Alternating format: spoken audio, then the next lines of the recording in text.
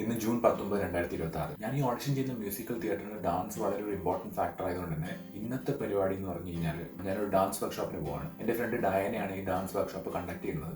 ഡയന എൻ്റെ ഫ്രണ്ട് മാത്രമല്ല, എൻ്റെ ആദ്യത്തെ ഷോവിന്റെ കൊറിയോഗ്രാഫറും കൂടെയാണ്. എൻ്റെ രണ്ടാമത്തെ ഷോ ഞങ്ങൾ ഒരുമിച്ചാണ് ചെയ്തത്. പുള്ളിക്കാരിയും എൻ്റെ കൂടെ ഒരു കാസ്റ്റ് മെമ്പർ ആയിട്ടുണ്ടായിരുന്നു ആ ഷോയിൽ. എൻ്റെ മൂന്നാമത്തെ ഷോയിൽ എനിക്ക് സ്റ്റേജിന്റെ സൈഡിൽ ക്വിക്ക് ചേഞ്ചസ് ഉണ്ടായിരുന്നു. അപ്പോൾ അതായത് ഒരു കോസ്റ്റ്യൂമിൽ നിന്ന് വേറൊരു കോസ്റ്റ്യൂമിലോട്ട് പെട്ടെന്ന് മാറേണ്ട അവസ്ഥ വന്നപ്പോഴത്തേക്കും പുള്ളിക്കാരി അന്നവിടെ പാൻറ്റൊക്കെ പിടിച്ചുകൊണ്ട് സൈഡിൽ നിന്നത്. അപ്പം ഞാൻ ഓടി വന്ന് എല്ലാം ഊരി കളഞ്ഞിട്ട് നേരെ അതിനകത്തോട്ട് ചാടി കയറുമായിരുന്നു. അപ്പം എന്നെ ആ സ്റ്റേജിന്റെ സൈഡിൽ സഹായിച്ചത് കഴിഞ്ഞ ഷോയിൽ പുള്ളിക്കാരിയാണ്. അപ്പം നല്ലൊരു ഫ്രണ്ടാണ് ഡയന. ഡയന കഴിഞ്ഞ പ്രാവശ്യം നടത്തിയ വർക്ക്ഷോപ്പിൽ എനിക്ക് പോകാൻ പറ്റിയില്ല. അപ്പോൾ ഇപ്രാവശ്യം ഞാൻ എൻ്റെ കൂടെ ഞാൻ ഈ ഇടയ്ക്ക് ഓഡിഷൻ ചെയ്ത ആ ഷോവിൻ്റെ കോൾ ബാക്ക് ഓഡിഷൻസിന് ഡയനയും ഉണ്ടായിരുന്നു. എൻ്റെ കൂടെയാണ് ഇരുന്നത്. ഞങ്ങൾ രണ്ടുപേരും ഒരുമിച്ച് ടെൻഷൻ അടിച്ചാണ് അത് അറ്റൻഡ് ചെയ്തത്.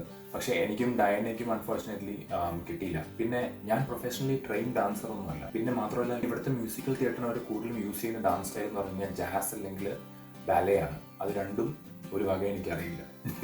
ഡയന കൂടുതലും അതിലാണ് ഫോക്കസ് ചെയ്യുന്നത്. അപ്പം ഈ ഒരു ഡാൻസ് വർക്ക്ഷോപ്പ് അറ്റൻഡ് ചെയ്യുന്നതുകൊണ്ട് ഞാൻ ഉദ്ദേശിക്കുന്നത് പറഞ്ഞു കഴിഞ്ഞാൽ ജാസും ബാലയും ഒന്നും എനിക്ക് വഴങ്ങാത്തതും ഞാൻ ട്രൈ ചെയ്ത് നോക്കാത്തതും ആയിട്ടുള്ള രണ്ട് സ്റ്റൈലാണ്.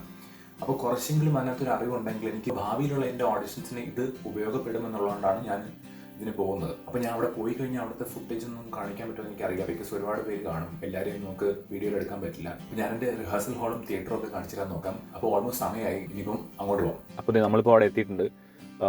ഒരുപാട് പേരൊന്നുമില്ല. ഇപ്പോൾ ഒരു 1, 2, 3, 4 കാറൊക്കെ ഞാൻ അവിടെ കാണുന്നുള്ളൂ. എനിക്കൊന്ന് കുറച്ചുകൂടെ കഴിയുമ്പോഴത്തേക്കും ആൾക്കാർ കൂടുതലായിട്ട് വരും. പുറത്തുനിന്ന് ആ ബിൽഡിംഗ് എങ്ങനെ ഇരിക്കുമെന്ന് ഇപ്പോൾ കാണിച്ചു കഴിഞ്ഞാൽ ഇങ്ങനെയാണ് ഇരിക്കുന്നത്. ഒരു പഴയ ചേർച്ചാണ്. അതവർ പിന്നെ റീമോഡൽ ചെയ്ത് ഇപ്പോൾ റിഹേഴ്സൽസിന് വേണ്ടി ഉപയോഗിക്കുകയാണ്. This is the place I call home. ഈ പടി കയറി പോകുന്നതാണ് റിഹേഴ്സൽ ഹാളിലുള്ള വഴി. ലെഫ്റ്റ് സൈഡിൽ ഒരു കിച്ചൺ ഉണ്ട്.